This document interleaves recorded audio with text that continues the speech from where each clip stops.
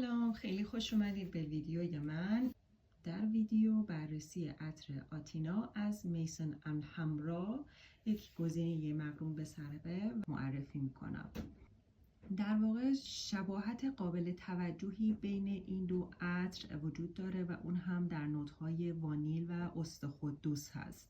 نوت‌های ابتدایی ماته، سرب، آبیشن، نوت‌های سبز، زعفران و میوه‌ای، نوت‌های میانی یاس، زنبق و روز و نوت‌های پایه عنبر، چرم، وانیل، مشک، وتیور و سدر هستش. در واقع این عطری که شما دارید میبینید بسیار عطر زنانه، ملایم، برخلاف نوت‌هایی که توش لیست شده. بویی که از این عطر استشمام میشه بوی وانیل و گل‌های مختلف و با کمی استخواددوس هست. میکس وانیل و استخواددوس در داخل این عطر باعث نمیشه که این عطر رو مثل یک خوشبو کننده هوا یا از این اویل های استخواددوس تبدیل بکنه.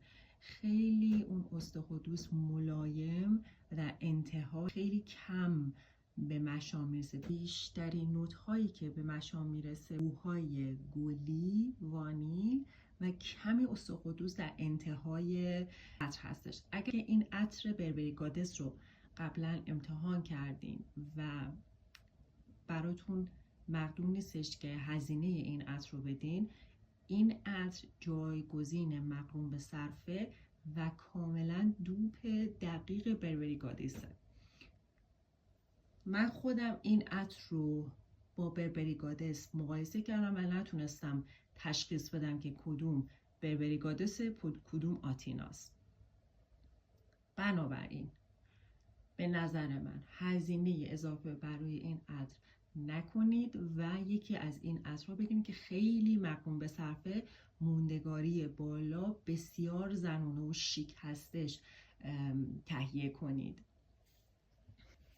همینطور که دارید میبینید طراحی شیشه یک طراحی شیشه مینیمال هستش و شباهت زیادی هم داره به بربری گادس. اون مایه درونیش تقریبا همرنگ هست با بربری گادس و در پلاستیکی و با طرح مرمر و یک طرح بسیار زیبای شیشه. خیلی هم راحت میشه جای کمی رو روی میز لوازم آرایش میگیره. اینجا داریم میبینین که علامت میسن اند همراست و باشیم حالا یه طرح و یه پلاستیک همینجا بودن که در قشنگ راحت جا بیفته. درش هم با یک فشار کامل جا میفته.